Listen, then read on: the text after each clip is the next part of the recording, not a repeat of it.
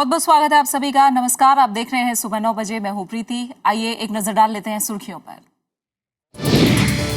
18वां SAARC शिखर सम्मेलन आज से काठमांडू में। प्रधानमंत्री की नवाज शरीफ से मुलाकात की संभावना नहीं, चीन की सदस्यता पर होगा विचार।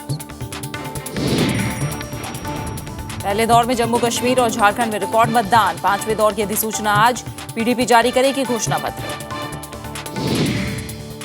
पनडुब्बी सिंधुरत्न हादसे में नौसेना के 7 अधिकारी दोषी। राज्यसभा में रक्षा मंत्री ने दी जानकारी। आईएनएस सिंधुरक्षक मामले में जांच जारी। संसद के दोनों सदनों में काले धन पर आज चर्चा। विपक्षी दलों ने की थी बहस की मांग। हिंसा की चपेट में अमेरिका। हत्या के आरोपी पुलिसकर्मी को आरोप मुक्त करने पर बवाल। ओबामा ने की शांति की अपील।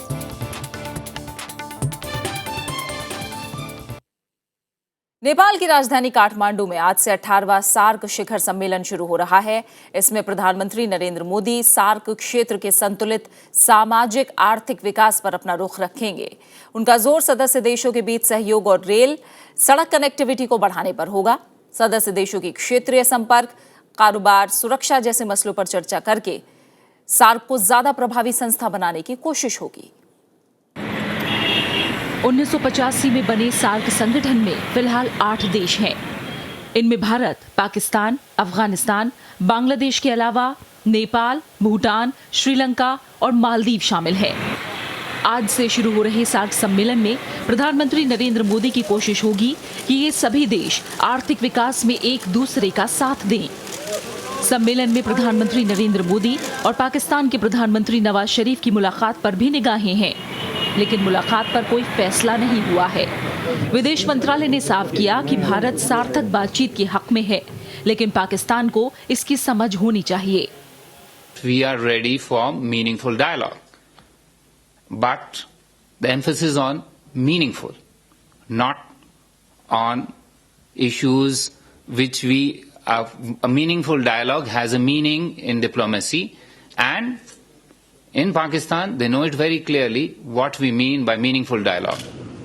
इससे पहले मंगलवार को प्रधानमंत्री नरेंद्र मोदी ने नेपाल की प्रधानमंत्री सुशील कोइराला के साथ सामरिक महत्व के मसलों पर चर्चा की। इसके बाद कई समझौतों पर दस्तखत किए गए। इनमें नेपाल को $1 अरब की सहायता का करार शामिल है।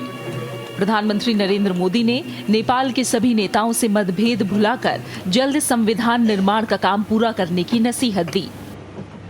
कि नेपाल जितना जल्द अपना संविधान बनाएगा, उतना ही नेपाल का भविष्य के लिए वो एक नई ताकत बनेगी। नेपाल के संविधान के निर्मिति में जितना विलंब होगा, वो विलंब नेपाल के लिए अच्छा नहीं होगा। नरेंद्र मोदी ने काठमांडू के बीर अस्पताल में भारत की मदद से बने ट्रॉमा सेंटर का उद्घाटन किया। भारत और नेपाल ने मोटर वाहन समझौते पर हस्ताक्षर किए। इसके तहत एक दूसरे के देश में निर्धारित मार्गों पर चलने वाले वाहनों को परमिट दिया जाएगा। दोनों देशों के बीच नेपाल की अरुण नदी पर बनने वाली 900 मेगावाट की पनबिजली परियोजना को तैयार करने को लेकर समझौता हुआ है। इसके अलावा दोनों देशों के नागरिक 25,000 रुपए तक के 500 और 1000 के नोट भी लेकर यात्रा कर सकेंगे। मिट्टी की जांच के लिए नेपाल को मोबाइल यूनिट दी जाएगी। प्रधानमंत्री नरेंद्र मोदी ने पशुपतिनाथ एक्सप्रेस के नाम से काठमांडू दिल्ली बस सेवा को भी झंडे दिखाकर रवाना किया। आरफा खानम शेरवानी, राज्यसभा टीवी, काठमांडू। और सीधे काठमांडू से समय हमारी सहयोगी आरफा खानम शेरवानी हमारे साथ जुड़ी है, उनका हम रुख करेंगे। आरफा, ये 18वां सार्क सम्मेलन है। इस स्तर तक आकर इस बार इस सम्मेलन से क्या उम्मीदें की जाएं, क्या खास है एजेंडे में? जी हाँ प्रीति, देखिए इनॉग्रल सेशन जो है वो स्थानीय समय के मुताबिक अब से कुछ ही देर में बस शुरू होने वाला है। 9:30 बजे टाइम है, तो जाहिर है 15 मिनट का सिर्फ वक्त बचा है स्थानीय समय के मुताबिक। राष्ट्रीय सभागृह में ये होने जा रहा है। इसके बाद जो है लगातार सेशन होगा, इनॉग्रल सेशन होगा। उसके बाद फिर इंडिविजुअल मुलाकातें होंगी 2:30 बजे से शुरुआत होकर शाम 6:30 बजे तक, और उसके बाद फिर आखिर में शाम के वक्त जो है प्रधानमंत्री कोइराला के साथ डिनर है, रात का भोज है। तो ये तो रहा आज का प्रोग्राम। और याद रखिए कि काठमांडू इस लिहाज से भी काफी अहम है कि यहाँ पर सार्क सेक्रेटरीट भी है काठमांडू में ही। और ये तीसरी बार ऐसा हो रहा है कि जब यहाँ काठमांडू में सार्क की बैठक हो रही है। लेकिन सबसे महत्वपूर्ण बात ये है प्रीति कि जैसा कि आपने कहा कि सार्थकता पर कई तरह के सवाल उठ रहे हैं कि क्या ऐसी रीजनल बॉडी जिसको अगर हमें देखें तो एरिया के हिसाब से, क्षेत्रफल के हिसाब से लगभग 3% है दुनिया का, लेकिन आबादी के हिसाब से आप देखिए तो करीब करीब 1/4 बन जाता है। तो क्या इस सब के बावजूद कि दुनिया की 1/4 आबादी सिर्फ सार्क में रहती है, उसके बावजूद भी क्यों नहीं एक ये पावरफुल समूह बन के उभर पाया है? क्यों नहीं दुनिया के दूसरे देशों को छोड़ दें, सिर्फ ये समूह आपस में जो देश है, उनकी आबादी है, उनके जो मुद्दे हैं, क्यों नहीं एक सुलझाने की दिशा में आगे बढ़ पाया है ये समूह? तो ये बहुत महत्वपूर्ण बात है कि क्या प्रधानमंत्री नरेंद्र मोदी के नेतृत्व में अब ये बात आगे बढ़ेगी कि क्या हम बाकी सार्थक पहल कर पाएंगे? पिछले दिनों में हमने देखा है कि साफ्टा बना, यानी कि जो फ्री ट्रेड एसोसिएशन था वो बना, इसके अलावा सार्क यूनिवर्सिटी बनी, सासमा भी बना, south Asia free media association. लेकिन ये सब पहल तो जरूर हुई, लेकिन इम्प्लीमेंटेशन जो है, इनका जो लागू करने की जो प्रक्रिया है वो इतनी ढीली है कि कई बार सवाल उठने लगे हैं। अब ये बताया जा रहा है कि भारत जो है वो चूंकि 70% बनाता है सार्क का हिस्सा, तो इसलिए सबसे बड़ी जिम्मेदारी भी भारत के ऊपर है। क्या ये जिम्मेदारी भारत को उस लिहाज से निभानी चाहिए? क्या वाकई एक बड़ा भाई जो कहा जाता है, जिसको बिग ब्रदर एटीट्यूड कहा जाता है, उसको किनारे रखते हुए भी क्या एक जिम्मेदार देश के तौर पर जो 70% हिस्सा है, क्या भारत आगे बढ़ा पाएगा? जो फोकस है इस बार वो कनेक्टिविटी के ऊपर है, रीजनल इंटीग्रेशन के ऊपर है, कारोबार पर है, सुरक्षा पर है, साइंटिफिक रिसर्च पर है। प्रीति, इससे पहले कि आप अगला सवाल पूछें, बहुत महत्वपूर्ण बात मैं आपको बताना चाहती हूँ, वो ये कि खबरें ये भी आ रही हैं कि चूंकि 26/11 जो है वो आज इस इत्तेफाक से आज ही का दिन इंसिडेंटली है, ऐसा इत्तेफाक हुआ है, तो आज प्रधानमंत्री नरेंद्र मोदी ये सवाल उठा सकते हैं, पाकिस्तान को निशाना बना सकते हैं। लेकिन मसला ये है कि क्या वाकई एक ऐसा प्लेटफॉर्म जहां 5 दूसरे देश और हैं भारत और पाकिस्तान के अलावा, क्या वाकई हालांकि प्रधानमंत्री मोदी को हक है कि वो अपने देश के हितों की बात करें और एक अंतर्राष्ट्रीय प्लेटफॉर्म पे करें, एक क्षेत्रीय प्लेटफॉर्म पे करें, लेकिन इसके बावजूद भी क्या वाकई भारत पाक रिश्तों का शिकार फिर से हो जाना चाहिए सार्क को? ये सबसे बड़ा सवाल रह जाता है। जी, बहुत बहुत शुक्रिया आरफा आपका हमारे साथ जुड़ने के लिए, इस तमाम बातचीत के लिए। तो सवाल अभी भी नरेंद्र मोदी और नवाज शरीफ की मुलाकात को लेकर हैं, हालांकि इसकी संभावना अब कम दिखाई दे रही है, लेकिन इस बार खास जोर सार्क देश ज़रूर इस बात पर रखेंगे कि जो आपसी क्षेत्रीय सहयोग है उसे बढ़ाया जाए ताकि व्यापार और आवाजाही में सुगमता हो। हालांकि कई देशों के राजनीतिक हित इस बात में रोड़ा ना बने, ये ज़रूर देखना होगा। आइए आगे बढ़ते हैं और बात करते हैं संसद के कामकाज की। दोनों सदनों में काले धन पर आज चर्चा होगी। मंगलवार को सदन में यह मुद्दा जोर शोर से उठा था। राज्यसभा में वित्त मंत्री अरुण जेटली और लोकसभा में संसदीय कार्य मंत्री ने कहा कि काले धन पर सरकार चर्चा कराने को तैयार है। राज्यसभा की कार्यवाही शुरू होते ही जेडीयू, समाजवादी पार्टी और टीएमसी के सदस्यों ने काले धन का मुद्दा उठाया और सरकार से जवाब मांगा। भोजनावकाश के बाद भी टीएमसी के डेरेक ओब्रायन ने ये मसला उठाया।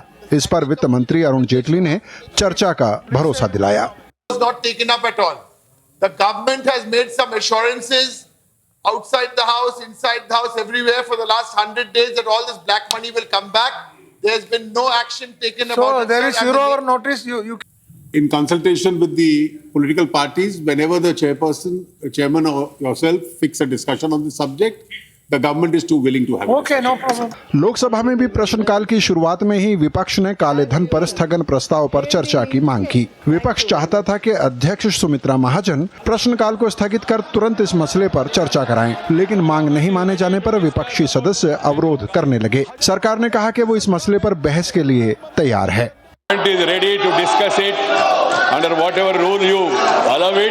The government is ready. There is nothing to hide. We have taken a lot of initiatives, and we will be happy to take the House into confidence about the steps that have been taken by this government. विपक्ष संसदीय कार्य मंत्री के जवाब से संतुष्ट नहीं था और चर्चा की मांग पर अड़ा रहा। कांग्रेस और तृणमूल कांग्रेस ने इस मसले पर जवाब की मांग की।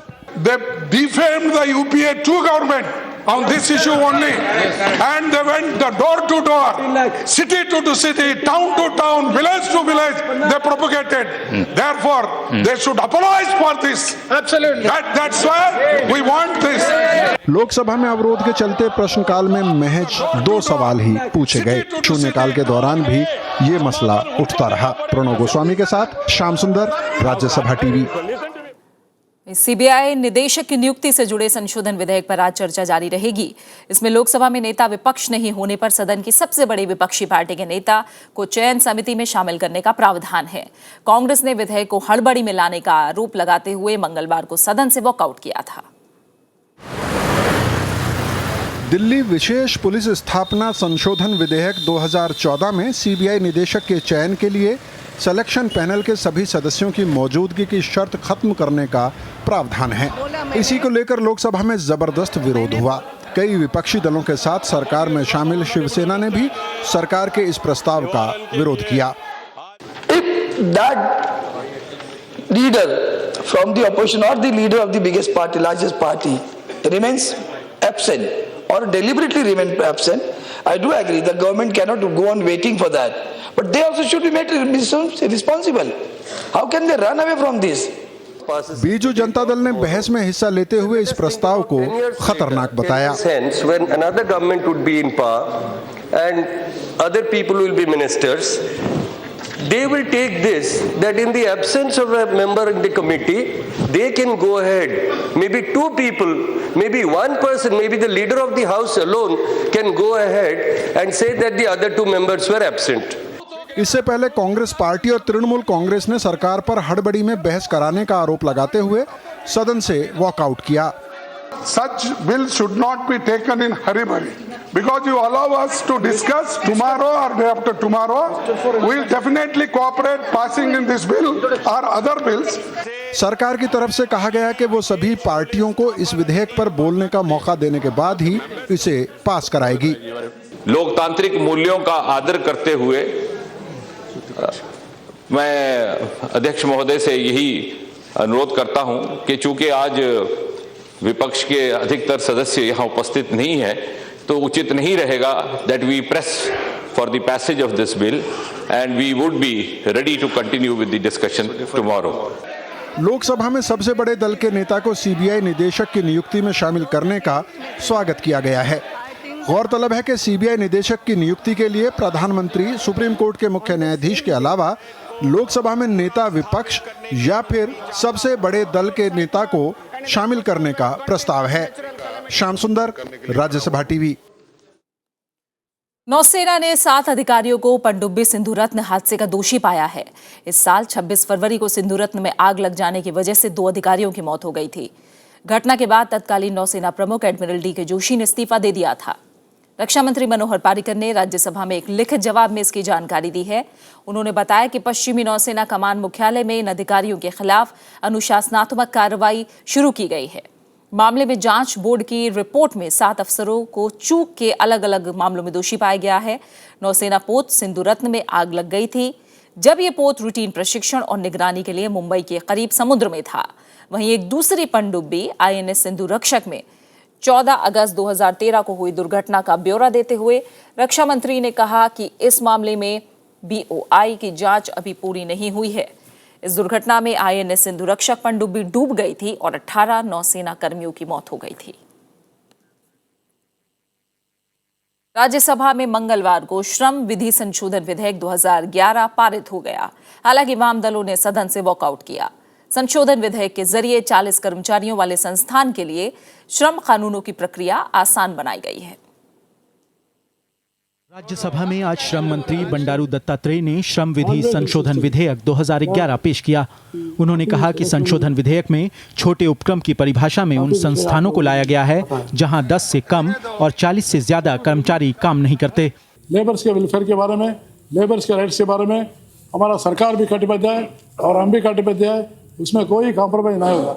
लेकिन जो conducive atmosphere for the industry also necessary, conducive atmosphere for the industry also necessary, because whenever the more production comes, more employability will come.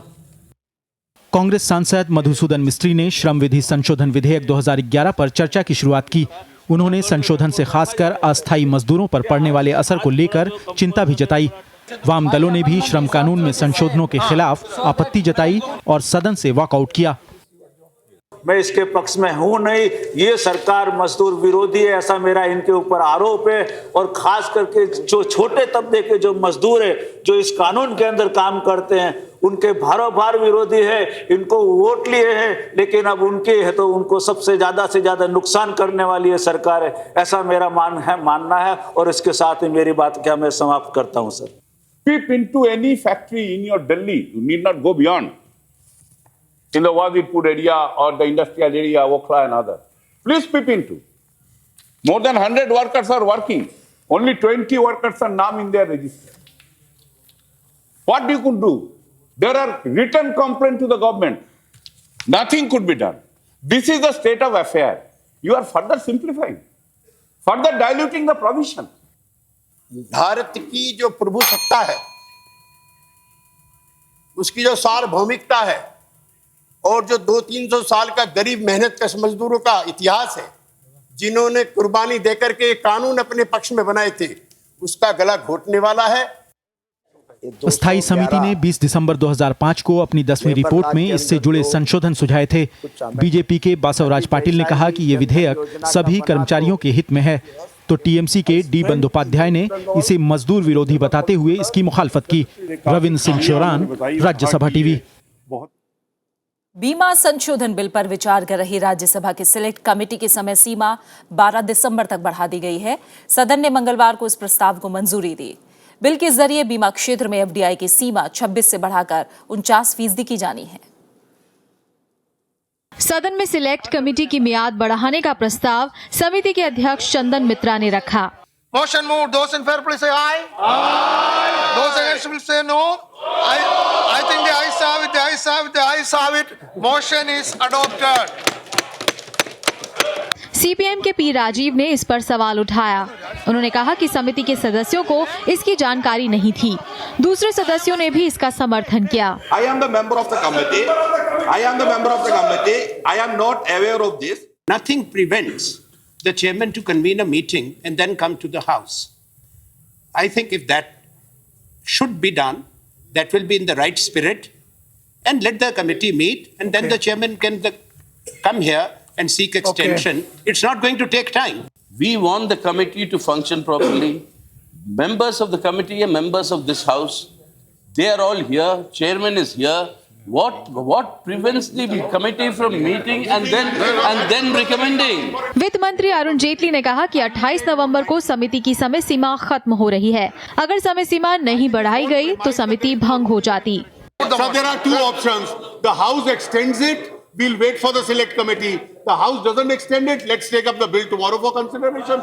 इसके बाद प्रस्ताव ध्वनि मत से पारित हो गया। If you are to have a motion amendment, you should have given early. It was in the notice. It was in the circulation. There is a rule for that also. समिति के सदस्य जेपी नड्डा और मुख्तार अब्बास नकवी के मंत्री बनने के बाद समिति में 2 नए सदस्य बनाए गए हैं। ये वीपी सिंह बदनौर और रंगासाई रामकृष्ण हैं। प्रीति मिश्रा, राज्यसभा टीवी। और आप बने रहे हमारे साथ, हम लौट रहे हैं एक छोटे से ब्रेक के बाद।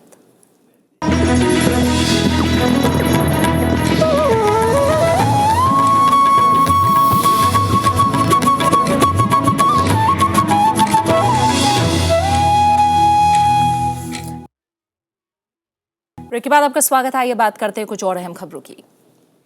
पीपुल्स डेमोक्रेटिक पार्टी यानी पीडीपी आज जम्मू कश्मीर चुनाव के लिए घोषणा पत्र जारी करेगी। ये घोषणा पत्र परसों जारी किया जाना था, लेकिन पहले दौर की वोटिंग के मद्देनजर चुनाव आयोग ने इस पर रोक लगा दी थी। चुनाव आयोग ने पीडीपी से कहा था कि पहले दौर की वोटिंग खत्म होने के बाद ही वो घोषणा पत्र जारी करे। जम्मू कश्मीर और झारखंड में चुनावी सरगर्मियां अपने शबाब पर हैं। दोनों ही राज्यों में चौथे दौर के लिए नामांकन की आज आखिरी तारीख है। इस दौर में 18 सीटों के लिए 14 दिसंबर को वोट डाले जाएंगे। इसके अलावा चुनाव आयोग आज 5वें दौर के चुनाव के लिए अधिसूचना जारी करेगा। 5वें दौर में झारखंड की 16 और जम्मू कश्मीर की 20 सीटों पर 20 दिसंबर को वोटिंग होगी। दोनों राज्यों में चुनाव के नतीजे 23 दिसंबर को आएंगे। जम्मू कश्मीर में हुए पहले दौर में रिकॉर्ड करीब 72% मतदान हुआ। पहले दौर में 15 विधानसभा सीटों पर 123 उम्मीदवारों की किस्मत दांव पर थी। जम्मू कश्मीर में मंगलवार को पहले दौर का मतदान ऐतिहासिक रहा। राज्य में पहली बार 70% से ज्यादा मतदाताओं ने अपने मताधिकार का इस्तेमाल किया। I gave this figure of 70% overall so far, which is likely to go up. This compares with 64.97 in 2008 Vidhan Sabha. Like this is the average 64.97. So compared to that, you can say that we have recorded 70 so far, which is 5 percentage points combinedly for the entire phase, and it was 52.63 in Lok Sabha combinedly. लोगों ने अलगाववादियों के चुनाव बहिष्कार की धमकी का मुंहतोड़ जवाब दिया। कड़ाके की सर्दी के बावजूद सुबह से ही मतदान केंद्रों पर मतदाताओं की लंबी लंबी कतारें नजर आईं। गंदरबल, बांदीपुरा, डोडा और रामबन में मतदाताओं में भारी उत्साह देखा गया।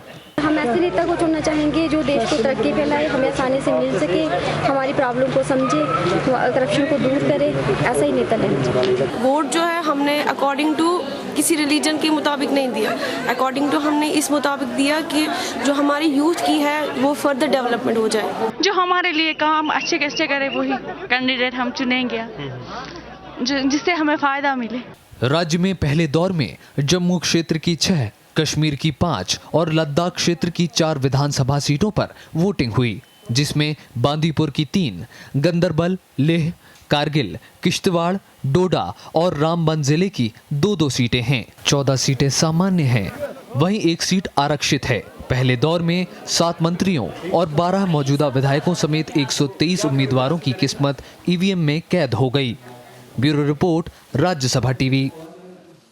वहीं झारखंड में भी पहले दौर में 13 विधानसभा सीटों पर करीब 62% मतदाताओं ने मताधिकार का इस्तेमाल किया।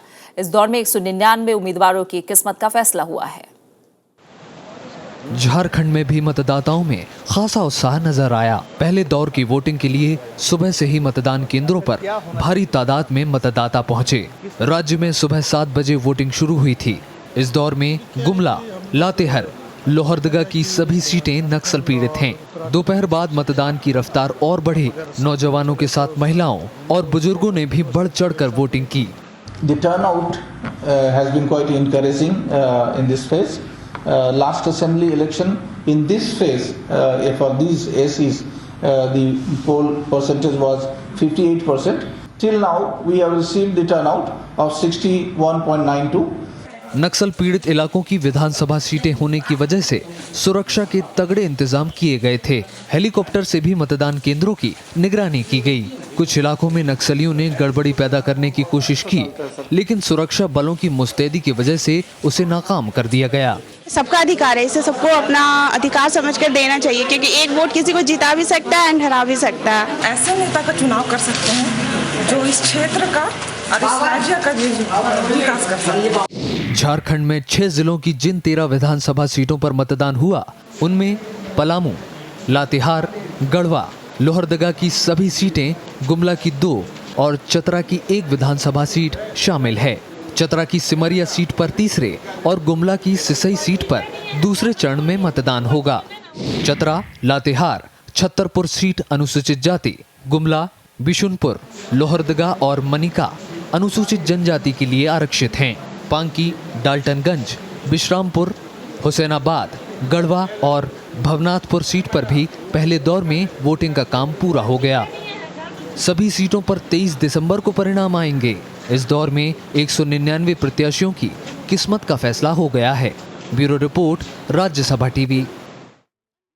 कुछ और जरूरी खबरें। आरबीआई का मानना है कि विदेशी बैंकों में जमा काले धन का सही अनुमान लगाना मुश्किल है। आरबीआई गवर्नर रघुराम राजन ने कहा कि आयकर दरों को कम रखकर ही काले धन जैसे अवैध गतिविधियों को रोका जा सकता है।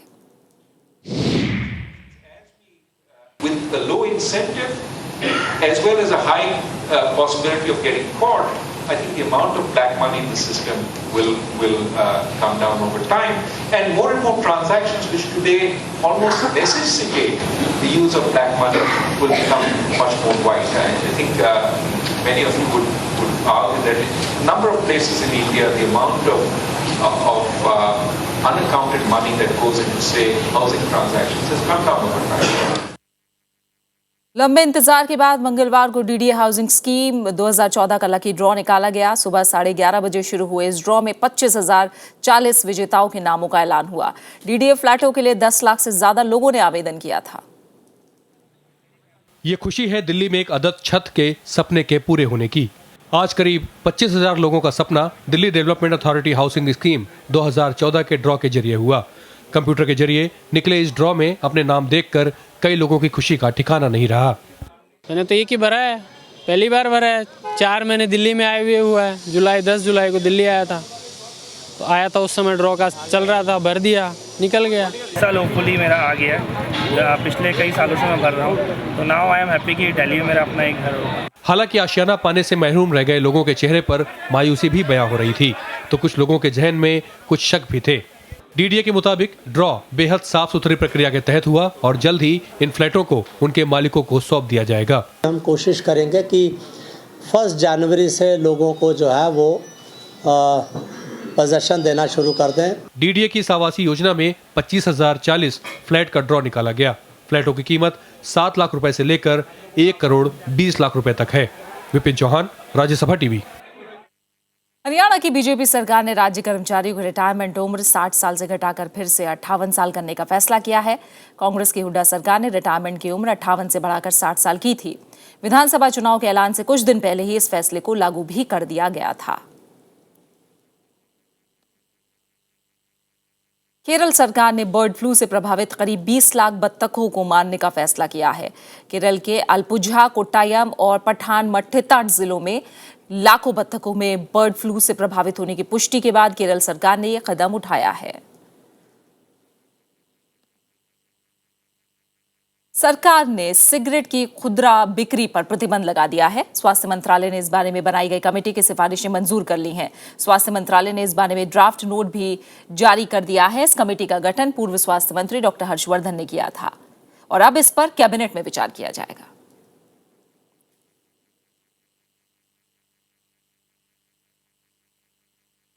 अमेरिका एक बार फिर नस्लभेदी हिंसा में जल रहा है। अश्वेत युवक ब्राउन की हत्या के मामले में आरोपी पुलिस वाले के खिलाफ मुकदमा न चलाने के अदालती आदेश के बाद जगह जगह प्रदर्शन हो रहे हैं।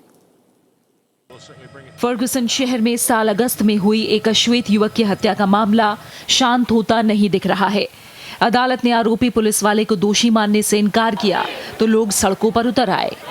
न्यूयॉर्क समेत कई शहरों में प्रदर्शन हो रहे हैं। हालांकि पीड़ित युवक के परिजनों ने लोगों से शांति बनाए रखने की अपील की है। I was disappointed that some members of the community resorted to violence rather than respecting what I thought were the really heartfelt words of Michael Brown Sr.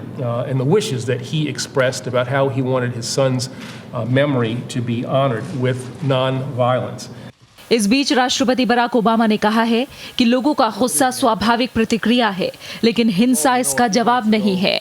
As many of you know, a verdict came down, or a grand jury made a decision yesterday that upset a lot of people. And as I said last night, the frustrations that we've seen are not just about a particular incident. They have deep roots in many communities of color who have a sense that our laws are not always being enforced uniformly or fairly. दरअसल brown नाम के अश्वेत युवक को Saint Louis के उपनगर Ferguson में एक पुलिसकर्मी ने गोली मार दी थी। इस मामले में अदालत ने कहा कि आरोपी श्वेत पुलिस अधिकारी के खिलाफ मुकदमा चलाने का कोई आधार नहीं है। Bureau report, Rajya Sabha TV. Mumbai पर आतंकी हमले की आज 6ठी बरसी है। 26/11 के मुंबई आतंकवादी हमले की बरसी पर देश भर में हमले के शहीदों को आज याद किया जा रहा है। प्रधानमंत्री ने हमले में शहीद जवानों को याद करते हुए उन्हें नायक बताया है। 26/11 का वो दिन शायद ही कोई भूल पाया होगा, जब आतंकी हमले ने न सिर्फ मुंबई बल्कि पूरे देश को हिला कर रख दिया था। भले ही मुंबई ने अपनी रफ्तार पकड़ ली हो, लेकिन उसने अपने मेहमान, रिश्तेदार, दोस्त और वो सब लोग नहीं भूले हैं जिन्हें आतंक का शिकार होना पड़ा। मैं आज के दिन आपको यही कहना चाहूंगा कि हमें युवाओं को भारत माता की आजादी की रक्षा के लिए, भारत की सीमाओं की रक्षा के लिए हमें आगे आना चाहिए। इस हमले के बाद मुंबई पुलिस ने शहर को सुरक्षित करने के लिए तमाम इंतजाम किए हैं। यहाँ के बाशिंदे अब अपने आप को पहले से ज्यादा सुरक्षित मानते हैं, लेकिन उस दिन को याद करके लोग आज भी सिहर उठते हैं। ये दिन जो आता है ना सब 26/11 का, तो हमारे आँख के सामने ही आ जाता है पूरा वो अंधेरा कर दिया था पूरा माहौल। इधर से इधर भागना, इधर से इधर, ये रूम में कभी रेस्ट रूम में जा रहे, कभी हाउस कीपिंग के अंदर 3 घंटा तक बैठे यार। इधर से बाद में हम लोग को निकाला हुआ था, 4-5 का ग्रुप करके हम लोग को भेज रहा था बाहर। आतंकवादी समुद्री रास्ते से मुंबई पहुंचे थे। जिन अहम जगहों को निशाना बनाया गया उनमें ताज होटल, ओबरॉय होटल, कबाड़ हाउस और छत्रपति शिवाजी टर्मिनल शामिल था।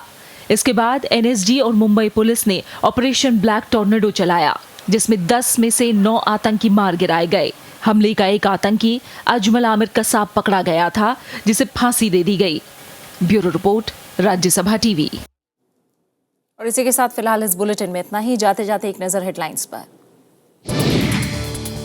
18वां सार्क शिखर सम्मेलन आज से काठमांडू में। प्रधानमंत्री की नवाज शरीफ से मुलाकात की संभावना नहीं, चीन की सदस्यता पर होगा विचार। पहले दौर में जम्मू कश्मीर और झारखंड में रिकॉर्ड मतदान। 5वें दौर की अधिसूचना आज, पीडीपी जारी करेगी घोषणा पत्र। पनडुब्बी सिंधु रत्न हादसे में नौसेना के 7 अधिकारी दोषी, राज्यसभा में रक्षा मंत्री ने दी जानकारी। आईएनएस सिंधु रक्षक मामले में जांच जारी। संसद के दोनों सदनों में काले धन पर आज चर्चा, विपक्षी दलों ने की थी बहस की मांग। हिंसा की चपेट में अमेरिका, हत्या के आरोपी पुलिसकर्मी को आरोप मुक्त करने पर बवाल, ओबामा ने की शांति की अपील।